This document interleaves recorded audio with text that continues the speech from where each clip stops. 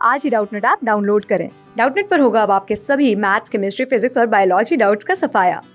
बस अपने क्वेश्चन की फोटो खींचो, उसे क्रॉप करो और तुरंत वीडियो सोल्यूशन पाओ। Download now.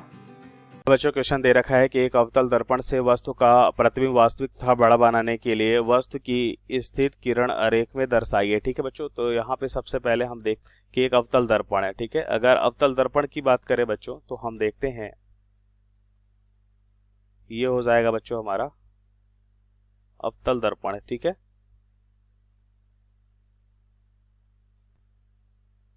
ये हो जाएगा बच्चों अवतल दर्पण। और अवतल दर्पण का अगर हम यहाँ पे बनाते हैं एक, ये अक्ष हो गई बच्चों। ठीक है, और इस अक्ष पे हम देखते हैं बच्चों कि ये होता है हमारा वक्रता केंद्र, इसे हम मान लेते हैं सी है। ठीक है बच्चों, या हम देख लेते हैं बच्चों कि इसे हम मान लेते हैं ओ। ठीक है, या इसे हम पोल बिंदु भी कह सकते हैं बच्चों। ठीक है, इसे हम पी लिख लेते हैं। राइट, अब क्या होता है बच्चों, ये इसकी मान लेते हैं फोकस दूरी हो जाएगी, और ये हो जाएगा बच्चों फोकस दूरी एफ, और ये हो जाएगी बच्चों इसकी वक्रता त्रिज्या मान लेते हैं सी है। ठीक है, ओके। अब ध्यान से देखिए बच्चों, हमें पता है कि अगर कोई वस्तु अनंत से आ रही है तो वो कहाँ से होके जाती है बच्चों, फोकस से होके जाती है। इसका मतलब काफी दूर स्थित वस्तु का प्रतिबिंब कैसा होता है, बहुत छोटा होता है। ठीक है बच्चों, इसके अलावा यदि हम देखें बच्चों कोई वस्तु अगर हम फोकस में रखते हैं, ठीक है, तो इसका प्रतिबिंब कहाँ पे बनता है, अनंत में बनता है। ठीक है, तो हम कह सकते हैं बच्चों कि इसका प्रतिबिंब मान लेते हैं बड़ा बन रहा है। ठीक है बच्चों, मतलब छोटी सी स्थित वस्तु का प्रतिबिंब हमें काफी दूर बनता है बच्चों, और बड़ा भी बनता है। तो यहाँ पे हमने देखा बच्चों बहुत दूर वाली वस्तु का प्रतिबिंब कैसा बन रहा है, बहुत छोटा बनता है।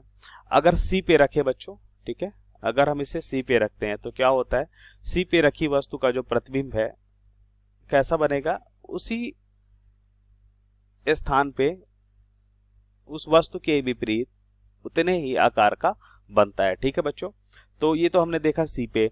अब देखा बच्चों अनंत पे देखेंगे तो बहुत छोटा बनता है। इसका मतलब ये हुआ बच्चों कि अगर हमें वास्तविक प्रतिबिंब चाहिए तो हम क्या देखेंगे बच्चों, अब यहां से देखिए बच्चों धीरे धीरे अगर हम यहाँ पे आते हैं अनंत से सी के बीच आ रहे हैं तो क्या हो रहा है, प्रतिबिंब का आकार बढ़ता जा रहा है।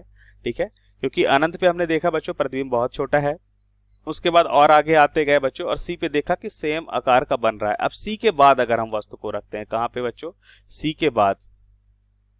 ठीक है, अगर हम कहां पे रखते हैं बच्चों, सी के बाद रखते हैं तो हम क्या देख रहे हैं बच्चों, हम देखते हैं कि सी और एफ के बीच, क्योंकि अगर यहां कहीं पे अगर हम रखते हैं बच्चों तो अब हमें क्या मिल रहा है, अब देखिए सी से एफ के बीच हम देख रहे हैं बच्चों कि प्रतिबिंब का आकार बड़ा होता जा रहा है। इसका मतलब सी से एफ में प्रतिबिंब क्या होगा बच्चों, बड़ा होगा। अब इसके देखिए कुछ नियम होते हैं, अगर हम किरण आरेख बना रहे हैं इसके नियम होते हैं कि यदि कोई भी किरण आरेख अक्ष के समांतर है तो क्या होता है, परावर्तन के पश्चात बच्चों फोकस बिंदु से होके जाएगा।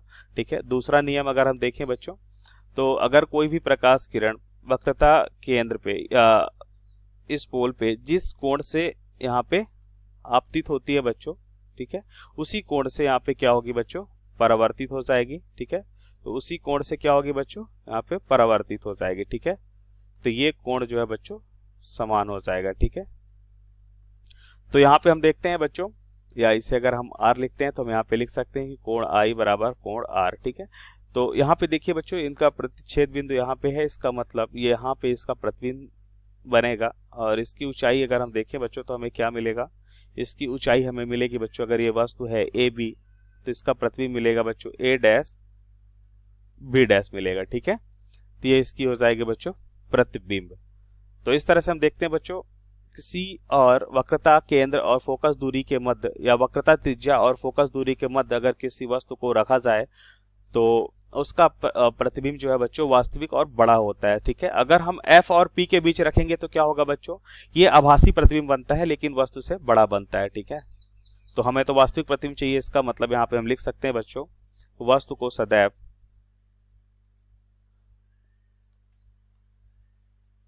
यहाँ पे हम लिख सकते हैं बच्चों वास्तविक तथा बड़ा प्रतिबिंब के लिए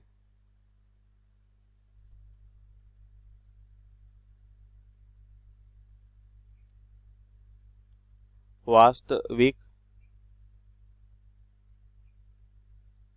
तथा बड़ा प्रतिबिंब के लिए तथा बड़ा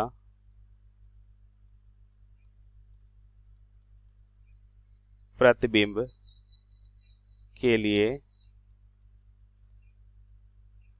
वस्तु को सदैव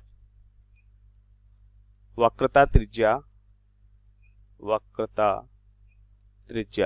त्रिज्या का मतलब यहाँ पे हम कह सकते हैं सी बिंदु, ठीक है, तथा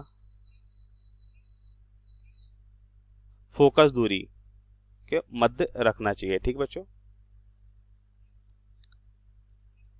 फोकस दूरी के मध्य रखना चाहिए। तो ये हमारा आंसर होगा, राइट। सो थैंक यू बच्चों। क्लास 6 से 12 से लेके नीट, IIT, जेईई मेंस और एडवांस के लेवल तक 10 मिलियन से ज़्यादा स्टूडेंट्स का भरोसा। आज ही डाउनलोड करें डाउटनेट ऐप या व्हाट्सएप कीजिए अपने डाउट्स 8400 400 400 पर।